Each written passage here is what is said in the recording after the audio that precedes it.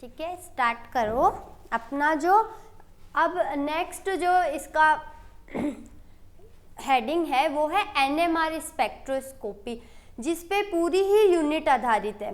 पूरी यूनिट इसी पे बेस्ड है और इम्पॉर्टेंट लगा लेना, इसमें से हमेशा ही क्वेश्चन आते हैं, चाहे वो छोटे वाले में से आ जाए चाहे बड़े वाले में से। मोस्ट इम्पॉर्टेंट है एनएमआर और छोटी यूनिट है, अच्छी यूनिट है। ठीक है, अब एनएमआर लिखिए, इसके अंदर थ्योरेटिकल पार्ट है तो अपने लिखेंगे कि हम जानते हैं कि वी नो दैट इलेक्ट्रॉन नाभिक के चारों ओर चक्कर लगाता है। हम जानते हैं कि इलेक्ट्रॉन न्यूक्लियस के चारों ओर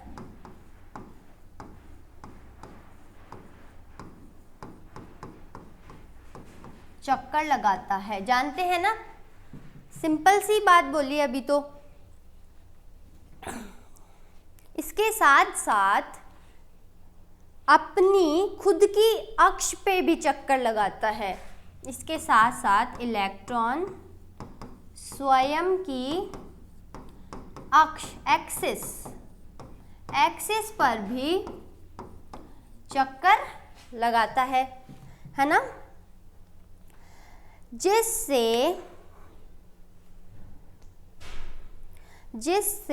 एंगुलर मोमेंटम का मान, जिससे एंगुलर मोमेंटम कोणीय संवेग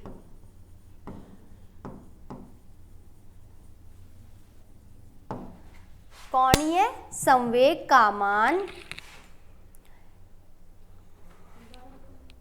जिससे एंगुलर मोमेंटम या फिर कोणीय संवेग का मान ये होगा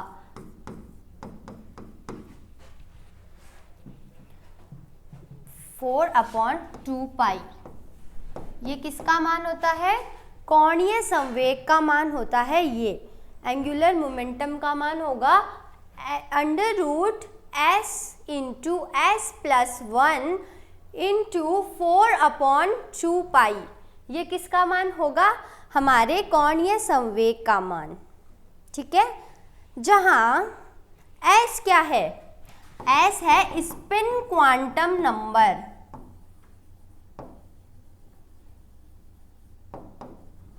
जहां s है हमारा चक्रण क्वांटम संख्या। ठीक है, स्पिन क्वांटम नंबर।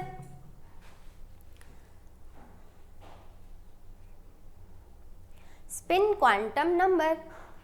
अब लिखो सिमिलरली, इसके अनुसार ही पाउली के अनुसार न्यूक्लियस भी, अब ये तो अपन जानते ही थे कि ऐसा ऐसा होता है। अब पाउली आए, पाउली ने क्या बताया? पाउली के अनुसार न्यूक्लियस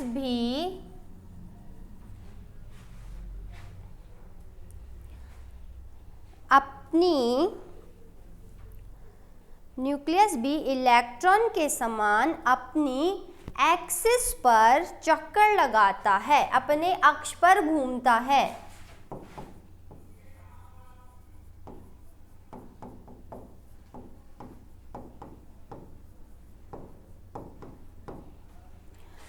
फिर पाउली ने भी बताया कि जैसे इलेक्ट्रॉन अपनी ओन एक्स पर चक्कर लगाता है ना, वैसे ही ये भी अपने खुद के ही अक्ष पर चक्कर लगाता है, अपनी ओन एक्सिस पर चक्कर लगाता है, जिससे स्पिन एंगुलर मोमेंटम का मान, जिससे चक्रण कोणीय संवेग, स्पिन एंगुलर मोमेंटम का मान √I into I+1, √I into I+1 अब 4/2 पाई।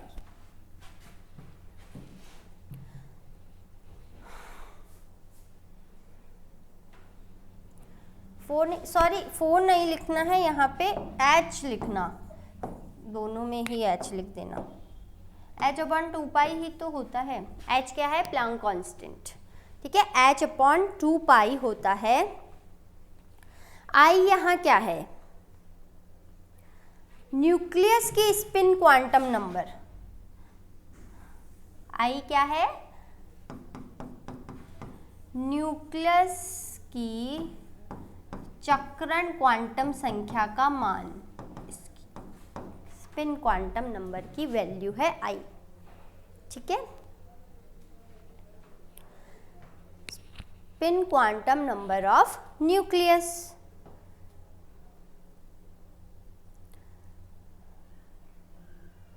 I प्रोटॉन तथा, ठीक है,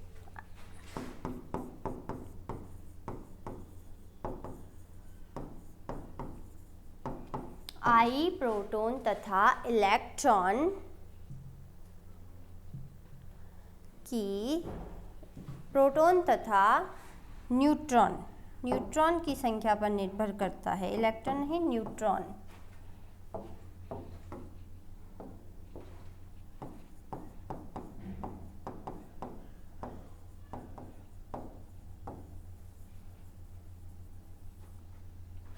I प्रोटॉन तथा न्यूट्रॉन की संख्या पर निर्भर करता है। लिख लिया? लिखो, स्पेक्ट्रोस्कोपी में सभी न्यूक्लियस एनएमआर एक्टिव नहीं होते हैं। क्या बताया मैंने? स्पेक्ट्रोस्कोपी में सभी न्यूक्लियस एनएमआर एक्टिव नहीं होते हैं। All nucleus are not NMR active। केवल वे ही न्यूक्लियस NMR एक्टिव होते हैं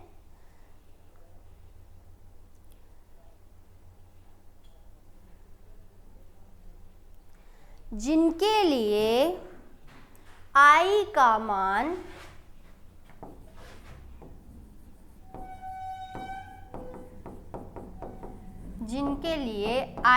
मान या फिर I की वैल्यू हाफ का पूर्ण गुणज हो। हाफ का पूर्ण गुणज हो। Integral multiple of I, integral multiple of I हो, ठीक है। एनएमआर एक्टिव वे ही होते हैं जिसके लिए I की जो वैल्यू होगी वो क्या होगी? हाफ का पूर्ण गुणज होती है। अब हम एक सारणी बनाएंगे। इस सारणी में number of proton, number of neutron और I के मान दिए गए हैं, ठीक है।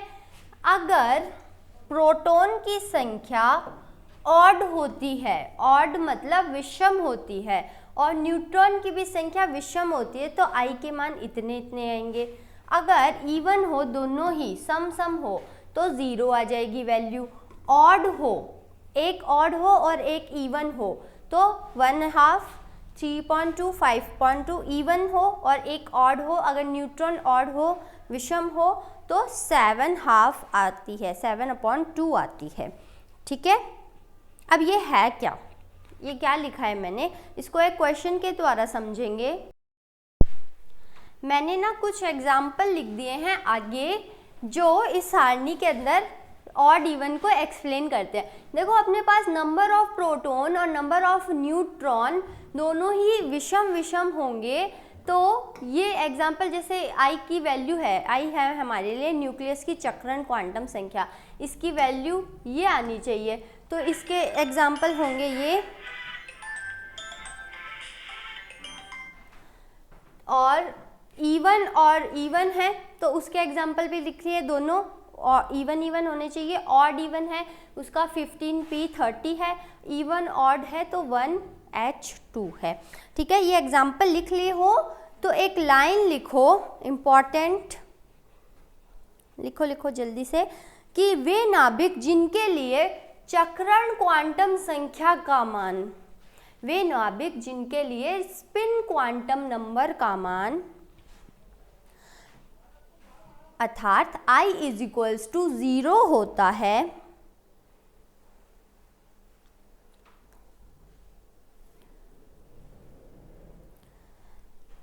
नाभिक में शुद्ध चक्रण संख्या, चक्रण का मान 0 हो जाता है,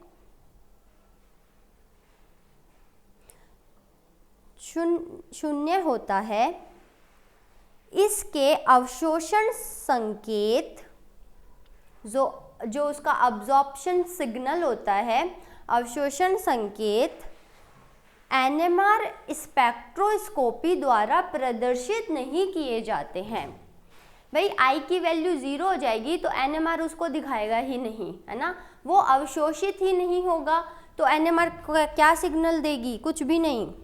NMR स्पेक्ट्रोस्कोपी द्वारा प्रदर्शित नहीं किए जाते हैं।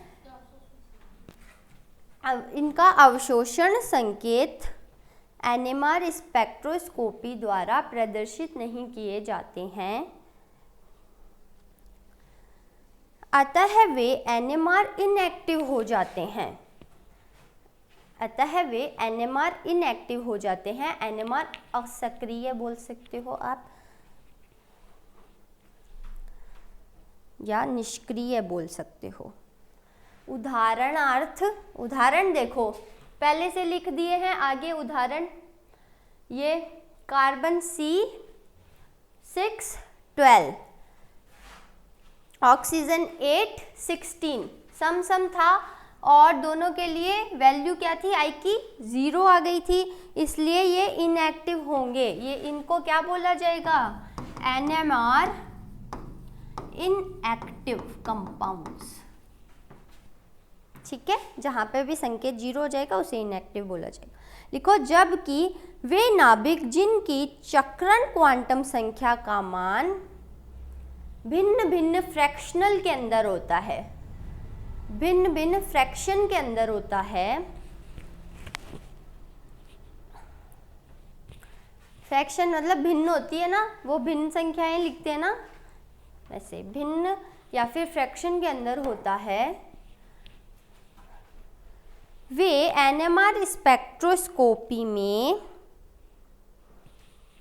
वे NMR स्पेक्ट्रोस्कोपी में अब्जॉर्प्शन पीक दर्शाते हैं, वे NMR स्पेक्ट्रोस्कोपी में अब्जॉर्प्शन पीक दिखाते हैं, मतलब उसका सिंपल सा है, कुछ ना कुछ सिग्नल देंगे ही देंगे पीक पे, ऐसे, ये इसे पीक बोलते हैं, यही सिग्नल है हमारे, है ना, पीक दर्शाते हैं, और इन्हें NMR एक्टिव कंपाउंड कहा जाता है,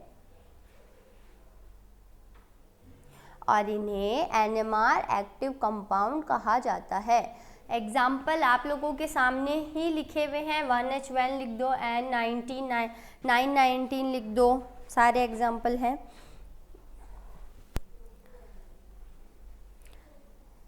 ठीक है, लिखो, इन नाभिकों में चुंबकीय आघूर्ण होता है, इन नाभिकों में चुंबकीय आघूर्ण पाया जाता है। ठीक है, इतना सा था हमारा NMR का ये वाला कॉन्सेप्ट।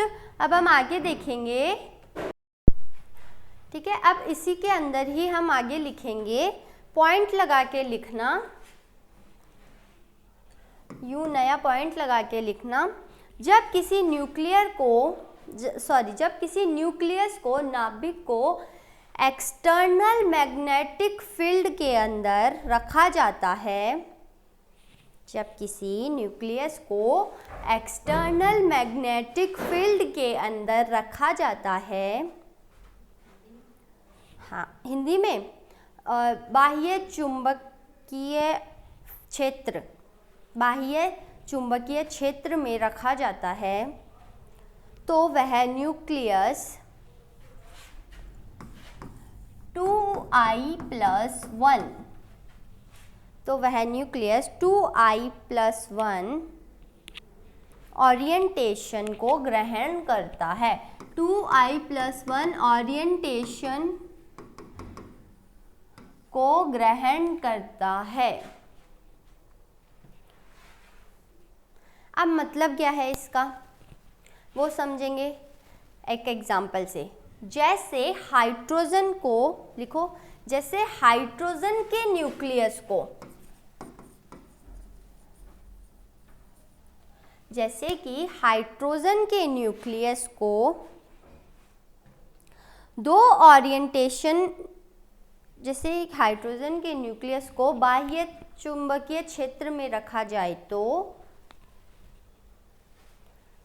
बाह्यतम चुंबकीय क्षेत्र में रखा जाए तो दो ओरिएंटेशन शो करेगा, दो ओरिएंटेशन शो करेगा, -½ और +½ दो ओरिएंटेशन शो करता है, -½ और +½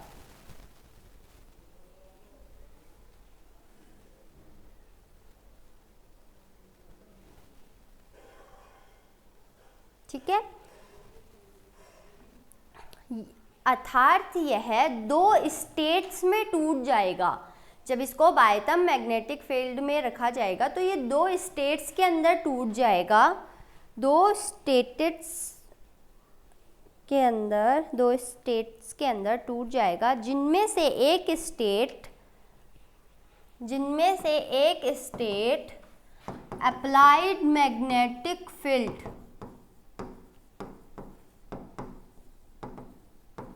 जिनमें से एक स्टेट अप्लाइड मैग्नेटिक फील्ड तथा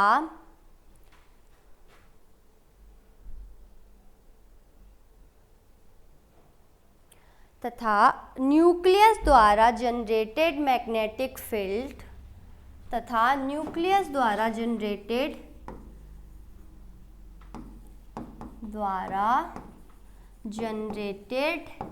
मैग्नेटिक फील्ड को दर्शाते हैं। एक स्टेट तो अप्लाइड मैग्नेटिक फील्ड, मतलब कितना उस पे मैग्नेटिक फील्ड अप्लाइड किया है और न्यूक्लियस ने कितना मैग्नेटिक फील्ड जनरेट किया है, उसको तो दर्शाएगी एक स्टेट, ठीक है। और दूसरी स्टेट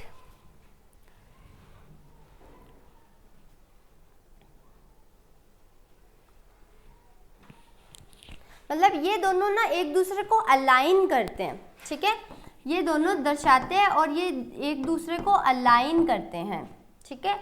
ये जो दोनों फोर्स होते हैं ना, अप्लाइड मैग्नेटिक फील्ड बाहर से जो फोर्स लगाया हुआ है और जो न्यूक्लियस द्वारा बाहर की ओर फोर्स लगाया है, ये दोनों एक दूसरे को अलाइन करते हैं, मतलब एक दूसरे की तरफ आकर्षित करते हैं। और जो दूसरी स्टेट होगी उसमें बाह्यतम लगाए वाला मैग्नेटिक फील्ड और जो न्यूक्लियस का खुद का मैग्नेटिक फील्ड है एक दूसरे को अपोज करेंगे, दूसरी तरफ धक्का देंगे, ठीक है।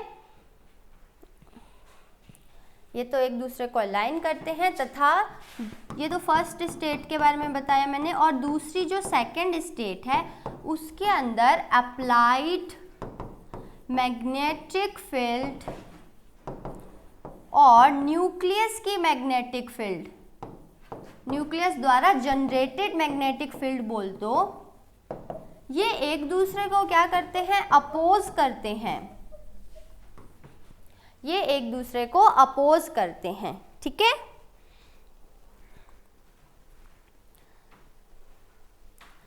अब इसके लिए आप एक डायग्राम के थ्रू इसको समझाते हैं, ग्राफ के थ्रू। दो स्टेट्स हो गई हमारे पास में, ठीक है। ये हमारा न्यूक्लियस है, एक तो मैंने बोला +½ के लिए थी और एक मैंने बोला -½ वाली थी, ठीक है। जो -½ वाली होगी वो मैग्नेटिक फील्ड की सीध में,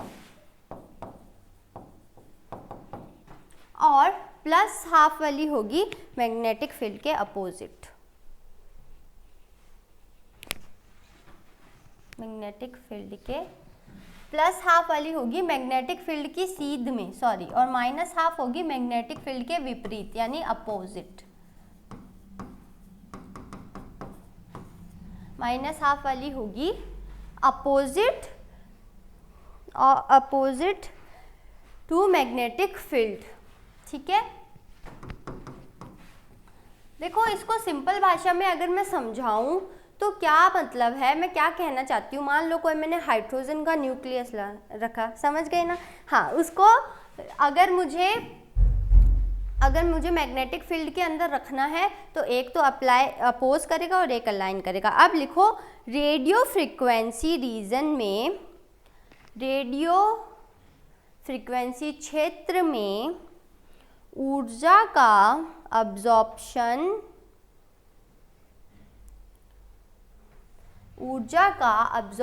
कर, अपन ने एनएमआर पढ़ी थी पहले, एनएमआर की डेफिनेशन पढ़ी थी, तो उसमें लिखा था क्या कि इसका अवशोषण रेडियो क्षेत्र में होता है ना।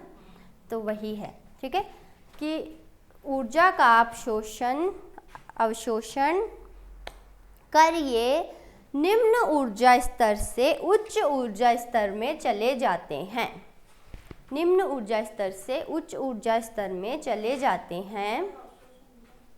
ऊर्जा का अवशोषण कर निम्न ऊर्जा स्तर से उच्च ऊर्जा स्तर में चले जाते हैं। इस एनर्जी के अब्जॉर्प्शन में विभिन्न प्रकार के स्पेक्ट्रा प्राप्त होते हैं। इस एनर्जी के अब्जॉर्प्शन में विभिन्न प्रकार के स्पेक्ट्रा प्राप्त होते हैं, जिन्हें एनएमआर स्पेक्ट्रा कहा जाता है, जिन्हें एनएमआर स्पेक्ट्रम कहा जाता है। विभिन्न स्पेक्ट्रा प्राप्त होते हैं जिन्हें एनएमआर स्पेक्ट्रम कहा जाता है, और इस तकनीक को एनएमआर स्पेक्ट्रोस्कोपी कहा जाता है। आई समझ में एनएमआर स्पेक्ट्रोस्कोपी? छोटी सी है, सिर्फ आपको एनएमआर तकनीक समझनी है कि किस तरीके से अपन ने किया। और हाँ, इसके अंदर जो ये एक्टिव इनएक्टिव वाला है ना, सक्रिय कौन से होते हैं, निष्क्रिय कौन से, ये ध्यान में ज़रूर रखना है। अब इसके अनुप्रयोग लिखो एनएमआर के अनुप्रयोग, एनएमआर स्पेक्ट्रोस्कोपी के अनुप्रयोग। अभी तक तो समझ में आ गया होगा कि एनएमआर है क्या चीज़, है ना। रेडियो रीजन ज़रूर लिख के आना, हर कोई से रीजन में ऑब्जर्व करा दोगे स्पेक्ट्रम को। लिखो किसी यौगिक में उपस्थित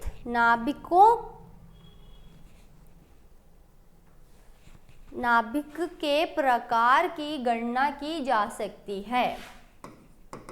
एप्लीकेशंस है तो नाभिक के टाइप को बताना, नाभिक के प्रकार की गणना की जा सकती है। सेकंड लिखो किसी यौगिक में उपस्थित विभिन्न समूहों की, किसी यौगिक में उपस्थित विभिन्न समूहों की अपेक्षित स्थिति का ज्ञान होता है, पोजीशन बताती है कि कौन सा ग्रुप कहाँ जुड़ा है। कोई भी अननोन कंपाउंड दे दिया, CH3 है मान लो, तो ये बता देगी कि ये कौन से वाले तीसरे कार्बन पे है, चौथे कार्बन पे है, पांचवे पे है, ये एनएमआर बताएगी। ठीक है, तो ये इसके अनुप्रयोग थे।